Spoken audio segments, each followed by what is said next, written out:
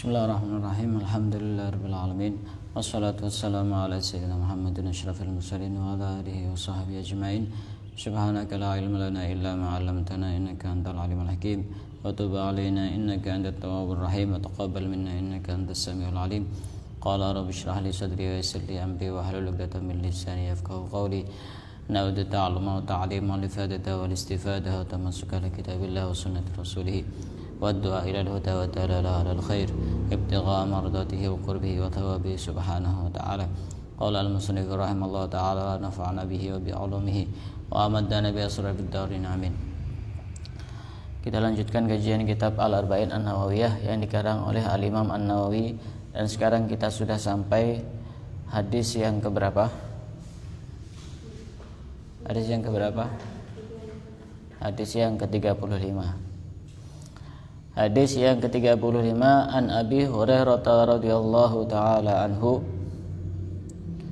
qala Rasulullah sallallahu alaihi wasallam la tahasadu wa la tanajashu wa la tabaghadu wa la tadabaru wa la yabi' ba'dukum ala bai'i ba'din wa kunu ibadullahi ikhwana.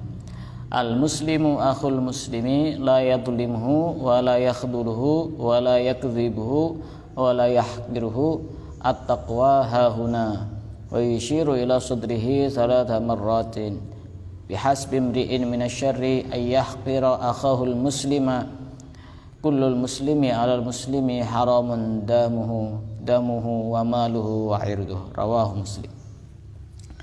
Hadis yang ke-35. Ini hadis yang begitu sangat penting karena mencakup beberapa prinsip-prinsip kehidupan yang bisa kita terapkan dalam kehidupan sehari-hari. Ada beberapa yang sangat dilarang, ada beberapa yang sangat dianjurkan dan bahkan hukumnya wajib. Hadis ini dari Abu Hurairah yang sudah kita bahas sebelumnya, bahwasanya Abu Hurairah ini nama aslinya siapa? Abdurrahman bin Sakhar. Abu Hurairah berkata, Rasulullah SAW bersabda, la tahasadu. Ini isi hadis yang pertama, salah satu isi hadis yang ke-35 ini, la tahasadu. Jangan saling iri. Jangan iri kalian. Iri, hasad. Iri ini sangat berbahaya, sifat iri ini. Apa yang dimaksud hasad di sini? Hasad itu adalah tamanni zawali nikmatil ghair. Kita berharap nikmat yang ada pada diri orang lain itu hilang. Itu namanya hasad. Contoh gimana? Contohnya, ada orang punya banyak uang, kita tidak suka. Kalau bisa biar dicuri sama orang, kalau bisa hilang. Atau kalau perlu nikmatnya berpindah kepada saya, itu namanya hasad. Iri, tidak diperbolehkan. Atau misalnya ada orang pinter, itu juga tidak suka. Kita berharap agar kepintarannya hilang, biar nanti dia jalan-jalan kecelakaan, gagal otak, jadi orang bodoh misalnya. Itu contoh hasad. Contoh yang lain, misalnya ada temannya yang naik pangkat, naik jabatan, maka kita tidak suka juga.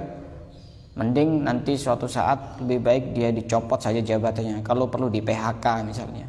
Itu juga bagian dari hasad. Hasad itu sangat berbahaya. Bahkan dikatakan dalam satu keterangan, semua agama sepakat bahwa hasad itu tidak baik. Semua agama, bukan hanya agama Islam. Karena pengaruhnya sangat besar sekali. Hasad itu, iri itu. Iri itu bisa jadi sesuatu yang halal, sesuatu yang haram bisa menjadi halal. Disebabkan karena apa? Iri. Bahaya sekali sifat iri itu. Salah satu bahayanya adalah sebagaimana disebutkan dalam sebuah hadis, bahwasanya hasad itu bisa memakan kebaikan sebagaimana api memakan kayu bakar. Hasad itu sangat berbahaya sekali. Kita banyak melakukan kebaikan, bisa jadi cepat habis ketika kita mempunyai sifat hasad, punya iri kepada orang lain. Karena itu kebaikan kita akan dimakan oleh sifat hasad tersebut, sebagaimana api memakan kayu bakar. Kayu bakar kalau ketemu api itu kan cepat terlahap, cepat habis, terbakar oleh api itu. Hasad juga seperti itu.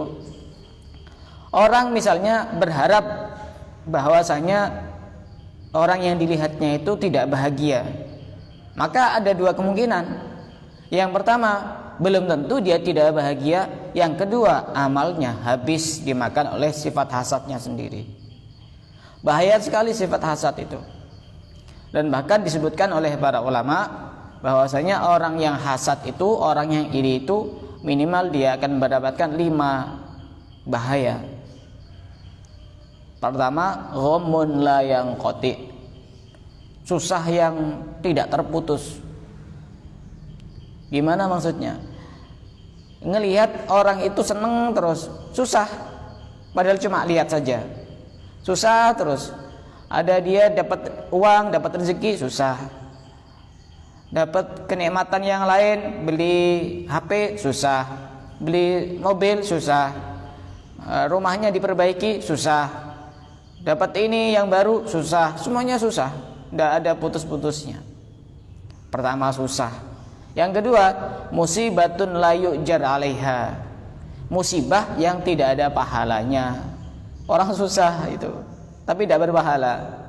Susahnya karena apa? Mikirkan kenikmatan orang lain.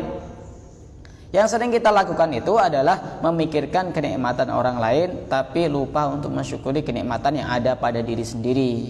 Sehingga karena kita lupa untuk mensyukuri kenikmatan yang ada pada diri kita sendiri, akhirnya nikmat kita hilang dan kita tidak mendapatkan nikmat dari orang lain. Karena apa? Karena dengki itu, karena iri itu. Itu bahaya yang kedua. Yang ketiga, wa madzammatun la yuhmad biha, yaitu dicela yang tidak ada pujian di dalamnya. Artinya orang yang iri itu pasti dicela, tidak mendapatkan pujian. Yang keempat, wa yaskhatu alaihi rabbu, Allah itu sangat murka ketika ada orang hasad. Kalau Allah sudah murka, ya dosa-dosa itu sulit untuk diampuni oleh Allah. Tapi kalau Allah itu sudah cinta sama seorang hamba, jangankan urusan dosa, bisa dimasukkan ke dalam surga, terserah Allah itu. Apalagi cuma urusan rezeki. Kalau sudah suka itu semuanya mudah. Dan yang kelima, bahayanya orang mempunyai sifat hasad adalah wa yughlaqu anhu abwaabut taufik. Wa yughlaqu anhu abwaabut taufik. Dia akan ditutup pintu-pintu pertolongan dari Allah. Kalau orang itu kalau sudah hasad kepada orang lain, seakan-akan tidak ada yang mau menolong. Kenapa? Karena Allah sudah menutup pintu pertolongan kepada orang tersebut.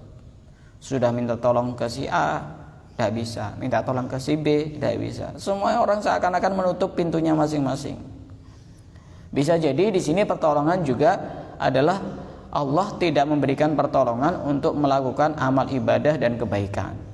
Jadi memiliki dua arti di sini. Bisa jadi pertolongan secara zahir seperti itu, atau Allah tidak memberikan taufik, pertolongan untuk dia bisa melakukan ibadah atau melakukan kebaikan. Ini 5 hukuman bagi orang yang mempunyai sifat hasad.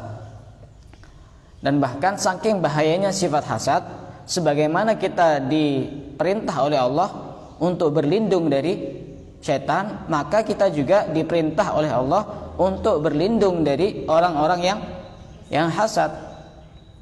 Kalau kita sering baca a'udzubillahi minasyaitonir rajim, artinya apa? Aku berlindung kepada Allah dari setan yang terkutuk. Kita juga diperintah oleh Allah untuk berlindung dari keburukan orang yang hasad, karena bahaya, orang hasad itu bahaya. Makanya sampai turun surat Al-Falaq, qul a'udzu birabbil falaq min syarri ma khalaq wa min syarri ghasiqin idza waqab wa min syarri naffatsati fil 'uqad wa min syarri hasidin idza hasad. Kita diperintahkan oleh Allah untuk berlindung dari keburukan orang yang dengki apabila ia dengki. Ada lanjutannya itu. Wa min syarri hasidin idza hasada, ketika dia dengki. Berarti ketika orang yang dengki, orang yang iri, tapi dia tidak menampakkan irinya dan tidak melanjutkan sifat irinya tersebut, maka itu tidak apa-apa. Misalnya ada orang iri kepada orang lain, kalau dia bahagia kita tidak suka, kalau dia dapat banyak kenikmatan kita tidak suka, tapi hanya sekedar disimpan saja, tidak ditampakkan, apalagi dia menampakkan dengan ekspresi yang sekiranya menjadikan orang itu tahu bahwa dia tidak suka sama orang itu yang bahaya. Nanti akan berlanjut kepada perbuatan-perbuatan yang berikutnya, karena tidak suka, misalkan santet saja itu orang, disihir saja itu orang, kalau perlu dikasih apa gitu rumahnya, kasih bom atau apa biar cepat mati itu orang. Bahaya. Makanya kita harus berlindung dari orang-orang yang dengki, sebagaimana kita diperintah oleh Allah berlindung dari setan-setan. Berarti seakan-akan statusnya itu sama.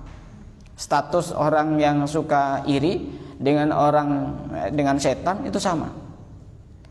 Di dalam surat tersebut juga min syarrin nafasati fil uqad, kita juga diperintahkan oleh Allah untuk berlindung dari dukun-dukun yang suka meniupkan di dalam ikatan-ikatan. Biasanya dukun-dukun itu kalau mau menyihir seseorang, dia pakai media, kemudian ditiupkan, kemudian diikat media itu. Semacam, kalau istilah ilmu-ilmu seperti itu namanya bukhul namanya. Kita juga diperintahkan untuk berlindung dari itu. Makanya salah satu penyebab kenapa turun surat Al-Falaq dan An-Nas itu karena Rasulullah pernah terkena sihir. Jadi tidak usah heran kalau ada orang baik terkena sihir. Rasulullah itu orang yang paling baik tapi terkena sihir. Kemudian Rasulullah itu didatangi oleh malaikat di dalam mimpinya, kalau di situ ada buhul sihir. Ternyata ada salah satu rambut Rasulullah, bagian rambut Rasulullah yang diikat dan ditaruh di sumur Darwan. Itu harus diambil dan kemudian bisa sembuh. Karena pada waktu itu Rasulullah ketika terkena sihir, beliau sakit keras. Akhirnya dikasih tahu sama malaikat di dalam mimpi itu untuk mengambil buhul itu, ikatan-ikatan yang ada di sumur Darwan, ditindih pakai batu. Itu diambil dan akhirnya langsung sembuh. Makanya orang terkena sihir itu tidak cukup untuk menangani orangnya sendiri, tapi harus mencari buhul sihirnya. Karena itu powernya. Kalau ada HP itu bermasalah sinyalnya, kemudian yang diservis HP-nya padahal towernya yang bermasalah, maka nanti juga ketika sudah selesai itu HP-nya, balik lagi sinyalnya bermasalah. Tapi kalau towernya yang diatasi, ya sudah beres semua itu nanti. Kalau urusan sinyal. Jadi itu seperti itu. Jadi ngerukyah orang yang terkena sihir itu tidak cukup ngerukyah orangnya, tapi harus dicari buhul-buhulnya, pendaman-pendaman, biasanya ada di rumahnya. Itu kalau udah ketemu itu dia sembuh dari rumahnya ustadz misalnya, pulang lagi ya kambuh lagi, bukan karena rukyahnya yang bermasalah, karena memang rumahnya belum dibersihkan. 2 hari yang lalu ada perempuan datang ke rumah saya untuk rukyah, dan dia ternyata sudah lama terkena gangguan. Terus setelah itu saya perintahkan untuk mendeteksi buhul dari rumah saya jarak jauh. Ternyata menemukan di dalam kamarnya itu ada bungkusan kain kafan, isinya paku sama jarum-jarum. Itu namanya buhul itu. Pasti kalau orang terkena santet, sihir, guna-guna, teluh, itu pasti ada benda-benda seperti itu di rumahnya. Itu harus dimusnahkan. Ada caranya. Itu dimusnahkan. Ketika sudah dimusnahkan, baru kemudian orangnya benar-benar dibersihkan. Kemudian ada semacam boneka di dalam, dan dia baru tahu. Dan dia itu termasuk jenis orang yang tidak begitu percaya kalau ada orang bisa kesurupan. Ternyata kesurupan beneran. Hati-hati, tidak percaya kayak gitu, bisa ngalami sendiri. Makanya hati-hati. Ini hasad ini sangat berbahaya. Bahkan pernah suatu hari iblis ini bertamu di rumahnya Firaun. Ini kan temannya, teman akrab ini. Kemudian Fir'aun bertanya, "Man hadza?" Siapa di luar? Karena dia kan ketok-ketok pintu di luar. Kemudian iblis menjawab, "Aku, iblis." Kemudian iblis jawab kepada Fir'aun itu, "Kalau seandainya kamu mengaku jadi Tuhan, kamu udah harus tanya, pasti tahu semuanya." Salahnya tidak ngaku Tuhan. Sama-sama punya sifat yang sama itu. Akhirnya apa jawaban Fir'aun? "Udkhul ya mal'un."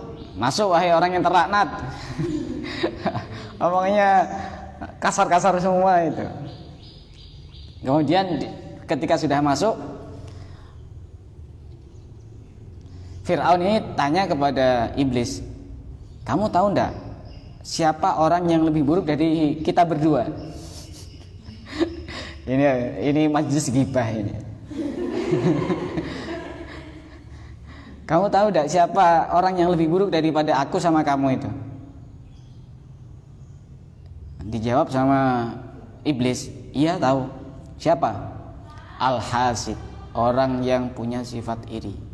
Dia lebih buruk daripada kita berdua karena sudah menghandle tugas-tugas kita semua itu." Karena orang itu kalau sudah hasad, bisa dia membunuh, bisa dia membenci, bisa dia menjadikan orang itu tertimpa musibah, tertimpa bahaya, orang itu celaka. Kita tidak usah nyuruh, kan enak itu. Jadi ternyata yang lebih buruk daripada Fir'aun dan iblis itu adalah orang yang hasud. Ada satu cerita yang begitu sangat memberikan banyak kita pelajaran, bahwanya dulu ada seorang laki-laki yang soleh. Dia menjadi penasehat seorang raja, Amirul Mukminin, namanya Al-Mu'tasim. Ini rajanya namanya Mu'tasim. Dia suka memberi nasihat kepada Al-Mu'tasim itu. Tiap hari memberikan nasihat, memberikan wejangan kepada Mu'tasim ini. Akhirnya salah satu dari Perdana Menteri ini ada yang iri, cemburu, khawatir nanti ini orang soleh ini mendapatkan pangkat atau diangkat derajatnya, bukan jadi penasihat, mungkin jadi orang terdekatnya raja. Akhirnya ya sudah, karena didahului sifat iri, akhirnya punya siasat ini menteri ini. Kemudian menteri ini berkata kepada Mu'tasim, raja itu, "Wahai Amirul Mukminin, laki-laki yang soleh itu pernah berkata kepadamu di belakang, kamu itu baunya tidak sedap, kamu itu baunya sangat bau kamu itu." Nah, kok bisa? Coba besok lihat saja itu nanti orang soleh. Kalau nanti dia menasihati kamu, pasti nanti dia tutup mulutnya pakai tangan. Kalau tidak percaya, besok lihat saja. Kalau tidak percaya, padahal ini siasat. Akhirnya orang soleh ini diakali sama ini menteri ini. Orang soleh diajak bertamu di rumahnya dia, kemudian dia masakan yang banyak bawangnya. Kemudian setelah itu kan otomatis bau mulut kan. Akhirnya ini Perdana Menteri ini bilang kepada orang soleh ini, "Nanti kalau kamu nasihati raja itu jangan sampai menyakiti raja. Kamu kan habis makan sesuatu yang berbau tidak sedap. Nanti kalau kamu menasihati raja, tutup mulutnya. Jaga perasaan raja, takut nanti mencium bau yang tidak sedap dari diri kamu sendiri itu." Akhirnya raja itu nanti marah. Oh begitu. Ya karena polos orang soleh ini. Akhirnya ini orang soleh ini datang lagi kepada raja tiap hari, memang tugasnya seperti itu, menasihati seperti biasa. Kemudian raja bilang untuk membuktikan omongan menteri ini, "Coba kamu mendekat sini." Kemudian nasihati sambil ditutup mulutnya itu. Oh, benar ternyata apa yang dikatakan oleh Perdana Menteri saya ini. Oh, ternyata ini orang ada maunya, orang soleh ini. Nggak ngomong-ngomong, ternyata saya dibilang orang yang bau gitu. Akhirnya raja ini ngasih surat, dan biasanya raja ini kalau ngasih surat bisa jadi di situ isinya hadiah atau kenaikan pangkat. biasanya. Akhirnya itu surat dikasihkan kepada orang soleh tersebut, padahal isi suratnya adalah orang ini harus dihukum dan bahkan harus dihukum mati orang ini, orang soleh ini. Kemudian setelah keluar dari situ, di tengah-tengah perjalanan ketemu sama menteri itu. Kemudian menteri itu melihat, oh itu kok bawa surat. Biasanya surat itu isinya kalau tidak dapat hadiah, ya dapat sesuatu penghargaan dari raja gitu. Akhirnya, sini. Apa itu isinya itu kertas? Ya saya tidak tahu itu. Akhirnya sudah, karena dari awal sudah iri. Gimana kalau kertas itu saya beli? Daripada kamu kerja tiap hari tidak bakal dapat uang sebanyak yang saya kasihkan itu. Ya sudah, ini ambil. Kasih uang. Sangat banyak sekali, 2000 dinar. Banyak itu, jutaan, bahkan miliaran itu. Ya sudah, ambil itu. Akhirnya, padahal ini orang soleh ini diperintahkan untuk membawa kertas itu ke staf khususnya raja itu untuk dibacakan. Untuk dibacakan biar nanti akan dilaksanakan isi dari surat itu. Ya sudah, dia sendiri yang bawa Perdana Menteri ini. Hanya dibawa ke staf khusus raja dan dibaca, ternyata kamu harus dihukum mati.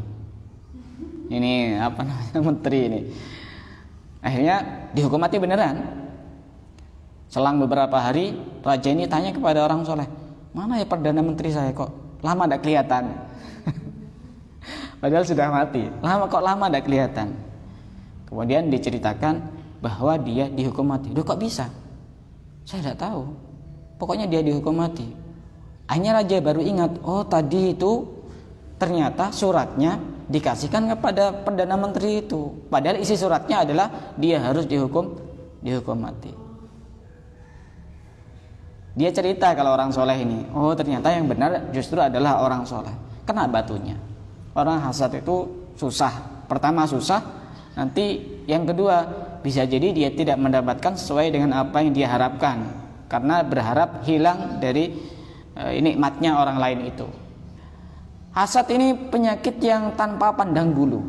Iri itu. Orang biasa bisa iri. Ustadz bisa iri. Kiai bisa iri. Habib bisa iri. Semuanya memungkinkan untuk terjangkit sifat hasad. Sangat bahaya sekali. Lebih bahaya daripada corona. Iya. Kalau corona orang mati kan sudah selesai urusan. Tapi kalau penyakit yang namanya hasad, dia sudah mati, masih ada pertanggungjawaban di hadapan Allah. Akan ditanya, kenapa dulu waktu di dunia kamu iri kepada orang lain? Masih ada kelanjutannya. Tapi kalau corona kan tidak mungkin setelah mati kemudian diperiksakan di alam kubur, tidak ada dokternya. Tapi kalau hasad ini sangat berbahaya sekali. Ada hasad yang diperbolehkan.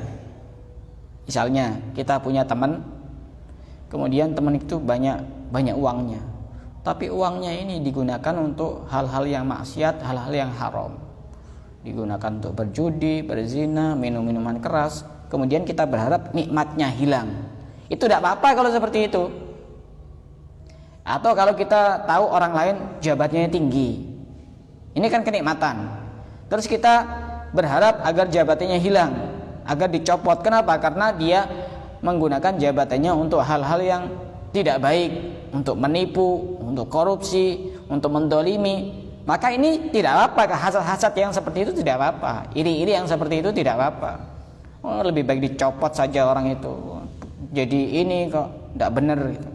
Jadi ini kok tidak adil misalnya. Itu tidak apa-apa kalau hasad-hasad yang seperti itu. Karenanya ketika kita itu berharap kenikmatan orang lain itu hilang atau minimal kembali kepada diri kita, itu sudah bisa dikatakan hasad.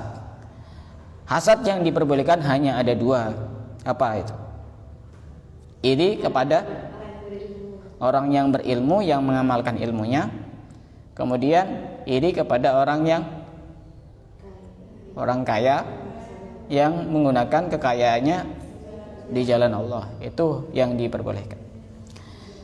Itu isi hadis yang pertama dari hadis yang ke-35. Lanjutan hadisnya, wala tanajashu. Jangan saling tanajashu. Tanajashu itu artinya Az-ziyadatu fil mabi la li raghbatin fi syira'ihi bal li ajli ghururi ghairihi. Jangan menipu dalam hal jual beli. Contoh seperti ini yang dimaksud tanajasyu. Ada penjual menjual misalnya HP ini misalnya harganya 300.000 misalnya, ini HP ini 300.000. Kemudian ada yang pembeli menawar, ini boleh enggak saya beli dengan harga 250.000? Enggak bisa, 300.000 itu sudah pas, itu sudah pas, 300.000 sudah pas. Diperhatikan ya contohnya ya, ini yang dimaksud tanajasyu. Ini enggak boleh, kadang-kadang terjadi di pasar-pasar itu atau di toko-toko. Jadi ada pembeli, ada penjual mau menjual harga HP ini dengan harga 300.000, kemudian ada pembeli menawar, masa 250.000 tidak boleh? Tidak boleh, 300.000 sudah pas itu. Kemudian datang lagi pembeli. Kemudian dia niatnya bukan untuk membeli, tapi untuk bersekongkol dengan ini, dengan si penjual itu. Walaupun saya beli 350.000 itu sudah murah itu. Akhirnya ini terpengaruh. Ya sudah, kalau gitu saya beli dengan harga 300.000. Tapi dia niatnya itu bukan untuk membeli, untuk menipu saudaranya itu. Maka ini tidak diperbolehkan di dalam Islam. Mengambil harta yang lebih tinggi bukan untuk membeli, tapi untuk agar ini merasa bahwa ternyata ada yang lebih berani untuk mengambil harga yang tinggi. Oh, berarti saya tidak rugi kalau beli dengan harga segitu. Paham? Nah, itu namanya tanajasyu, tidak diperbolehkan karena ada unsur penipuan. Kemudian wala tabaghadu, jangan saling membenci. Ini juga tidak diperbolehkan. Kenapa tidak boleh membenci?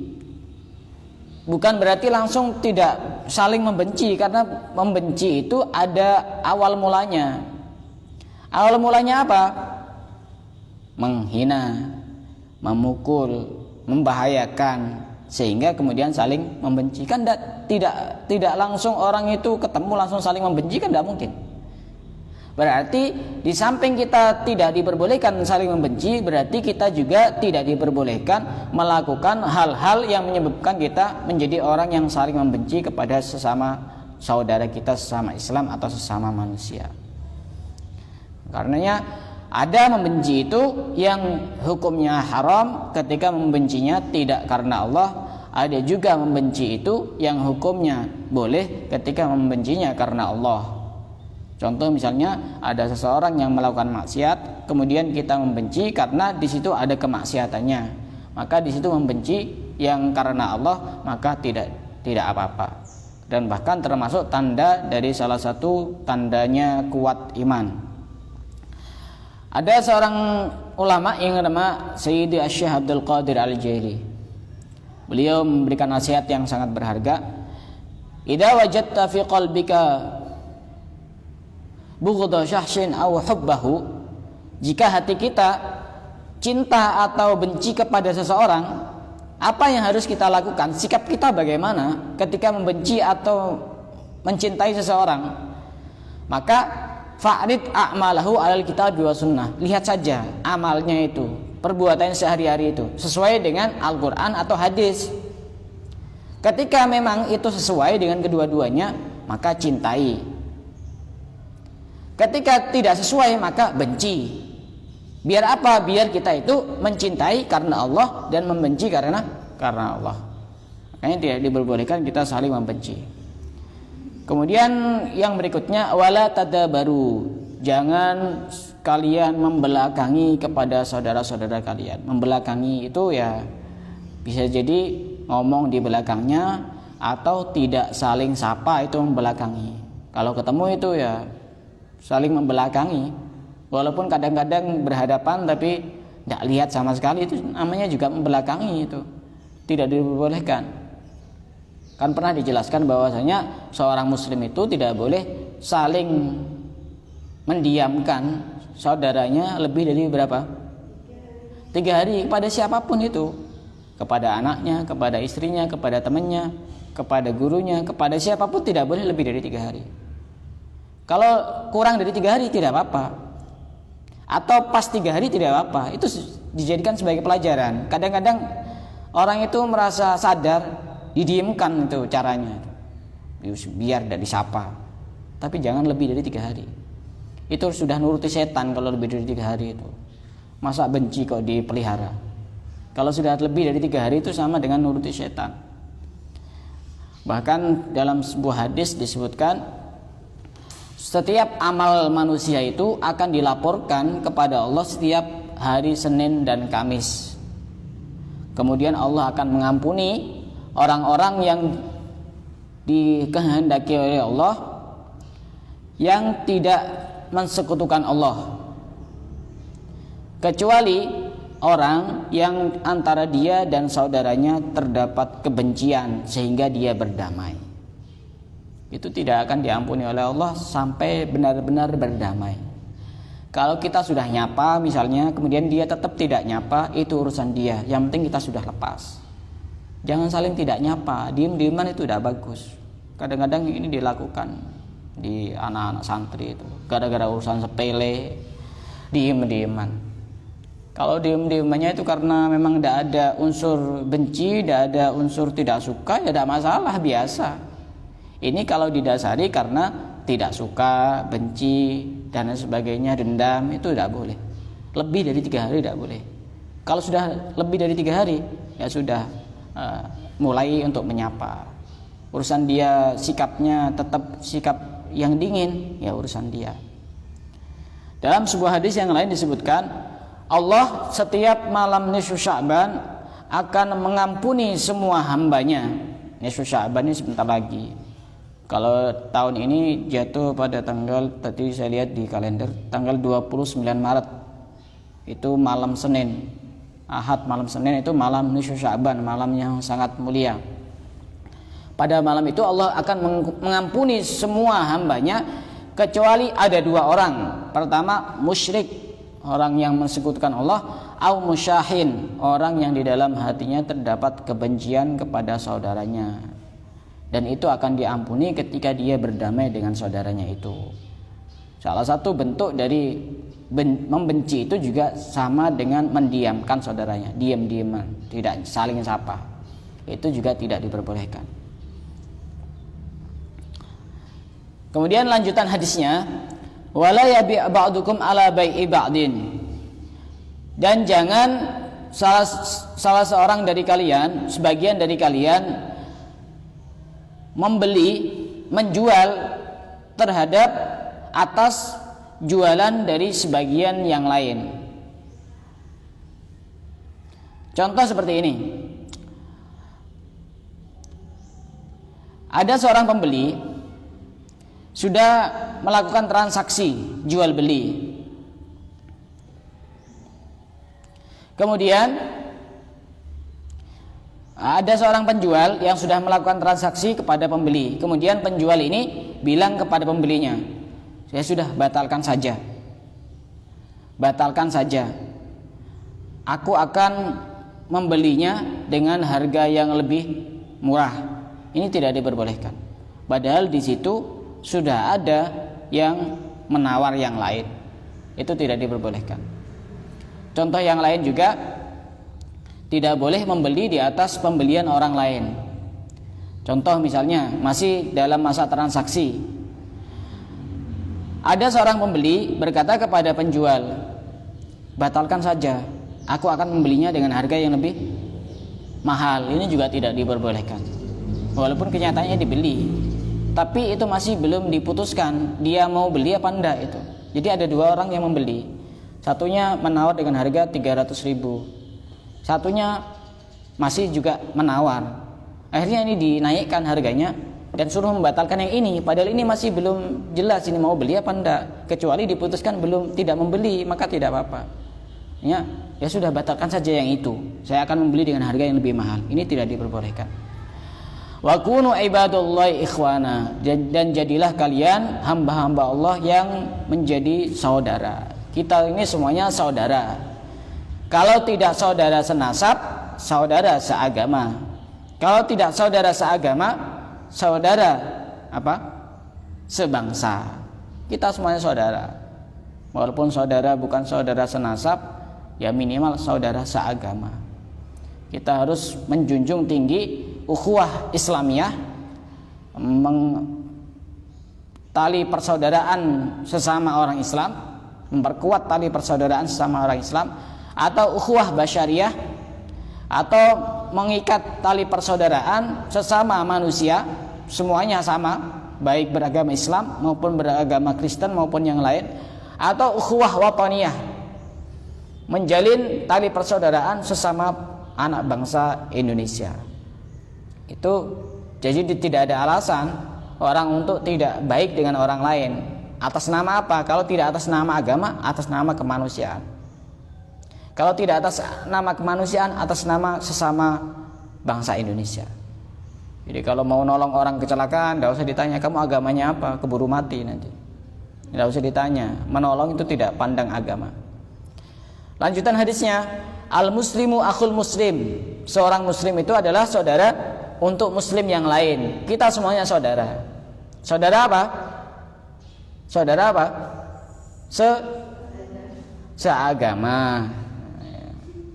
Saudara seagama. Kalau kita sudah mengakui bahwa kita saudara seagama, maka apa yang harus kita lakukan? La yadlimuhu, jangan mendolimi dia. Karena sesama muslim itu saudara. Ini seringkali saya gunakan ketika menangani orang yang diruqyah kemudian dia kesurupan. Setelah itu saya tanya, kamu muslim apa kafir? Jinnya itu, saya muslim. Begini, kamu kan muslim, nabi kita sama. Kemudian saya ngasih nasihat, al muslimu akhul muslim. Seorang muslim itu adalah saudara untuk muslim yang lain. Karena memang tugas kita untuk menasihati. Tidak boleh saling mengganggu, tidak boleh saling menyakiti, tidak boleh saling mendolimi. Sehingga dia sadar bahwa ternyata kita nabinya sama. Akhirnya ketika seperti itu biasanya lebih mudah untuk dia keluar dari dalam tubuhnya itu. Jadi tugas kita sebagai peruqyah itu sebenarnya lebih kepada dakwah di alam lain. Kalau cuma menyembuhkan itu tujuan yang nomor kesekian. Untuk membantu orang teratasi itu tujuan yang kesekian. Tapi intinya itu dakwah. Pasti tidak langsung asal pukul, tidak langsung bakar atau apa bunuh, bukan. Pasti komunikasi dulu. Kemudian yang lanjutnya, wala yakhduruhu, dan tidak mengabaikan muslim yang lain. Kalau saudara tidak mengabaikan muslim yang lain. Dalam sebuah hadis disebutkan, unsur akhaka dzaliman aw madluman.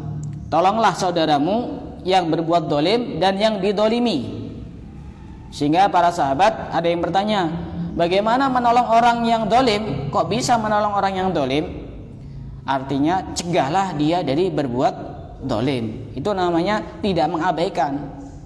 Kalau seorang muslim tidak mengabaikan kepada muslim yang lain. Tolong saudaramu yang dolim dan yang didolimi. Kalau yang didolimi sudah mafhum, sudah paham. Kalau yang menolong orang yang dolim, artinya tolonglah dia agar tidak berbuat dolim. Cegahlah untuk tidak berbuat dolim. Wala yakdzibuhu, dan tidak berbohong kepada muslim yang lain. Ini kalau kita mengaku sebagai saudara. Ada beberapa hukum tentang berbohong. Ada hukum berbohong itu yang hukumnya wajib. Hukumnya wajib itu yang bagaimana bohongnya? Untuk menyelamatkan harta seorang muslim atau harta dirinya sendiri. Itu berbohong hukumnya wajib, tidak apa-apa. Misalnya ditanya, mana ATM-mu? Tidak tahu. Tapi untuk menyelamatkan hartanya sendiri atau harta orang lain yang sesama muslim, tidak apa-apa. Hukumnya wajib berbohong. Ada hukumnya yang haram, otomatis berbohong yang tidak ada manfaatnya secara hukum Islam. Ada hukumnya yang sunnah, berbohong kepada orang kafir jika memang mereka ingin membahayakan kepada orang-orang muslim, itu hukumnya sunnah. Ada yang makruh, berarti makruh ini kan boleh ya, bohongnya seorang suami kepada istri atau istri kepada suami demi keharmonisan rumah tangga. Misalnya contoh ditanya, gimana masakannya, enak apa enggak enak? Enak, padahal enggak enak. Haram apa enggak haram? Enggak haram. Hukumnya makruh. Enggak apa-apa. Nah, jadi berbohong untuk merukunkan keharmonisan sebuah rumah tangga itu tidak apa-apa. Tidak apa-apa. Dan ada berbohong yang hukumnya boleh untuk mendamaikan dua orang yang berselisih atau mendamaikan dua kelompok yang berselisih. Itu hukumnya mubah. Jadi secara umum berbohong yang diperbolehkan itu ada 3. Berbohong kepada orang yang kafir karena ada niatan membahayakan orang Islam, berbohong kepada istri atau istri kepada suami untuk hubungan keharmonisan rumah tangga, dan berbohong untuk mendamaikan dua orang yang berselisih. Kemudian ketika kita sudah mengetahui bahwa sesama muslim adalah saudara, wala yahqiruhu, tidak menghinakan, tidak saling menghina karena kita adalah saudara. Kemudian Rasulullah melanjutkan hadisnya, at-taqwa hahuna wa yushiru ila sadrihi salasah marrat. Takwa itu di sini, di hati. Takwa itu bukan dengan pakaian. Takwa itu di sini. Kalau di sini sudah seperti ini, maka ini orang bisa bertakwa. Hati yang sudah bagus itu sudah bertakwa. Makanya kita jangan sampai mencederai ketakwaan kita di sini dengan melakukan kebohongan misalnya. Pernah terkait dengan kebohongan, pernah ada seseorang yang ingin masuk Islam di tangan Rasulullah. Ya Rasulullah, saya pengen masuk Islam, walakin uhibbuz zina wal khamri wasarikah wal kadhib. Tapi aku itu hobi untuk berzina, minum minuman keras, mencuri dan berbohong. Dan aku tidak bisa meninggalkan semua itu. Apa jawaban Rasulullah? Jawaban Rasulullah sangat bijaksana sekali. Ya sudah, tinggalkan berbohong. Tinggalkan berbohong. Yang suruh meninggalkan cuma satu, berbohong. Akhirnya orang ini ketika mau berzina, ketika mau mencuri, dan ketika mau melakukan kemaksiatan yang lain, dia bertanya kepada dirinya sendiri, nanti kalau saya ditanya sama Rasulullah, kemudian saya berbohong, maka aku mengkhianati Rasulullah. Ketika aku jujur, maka nanti akan dihukum sama Rasulullah. Sehingga disebabkan karena meninggalkan berbohong ini, semua kemaksiatan ditinggalkan. Jadi bohong ini juga salah satu pintu-pintu melakukan berbagai macam kemaksiatan. Lanjutan hadisnya, bihasbi mri'in minasyarri ayahqira akhahul muslimah. Orang itu dikatakan buruk ketika menghina kepada saudaranya sesama muslim. Kullul muslimi alal muslimi haramun damuhu wa maluhu wa irduhu. Setiap muslim atas muslim yang lain haram darahnya, artinya tidak boleh membunuh, mengalirkan darah. Haram hartanya untuk diambil, dirampok, dijamret, dicuri, dimaling, wa irduhu, dan haram juga untuk membicarakan harga diri dan kehormatannya. Semua itu karena kita adalah saudara. Kita sampaikan sampai di sini, tutup sampai di sini karena saya ada acara. Dan semoga apa yang kita pelajari pada kesempatan kali ini menjadi ilmu yang bermanfaat. Wallahu a'lam bishawab.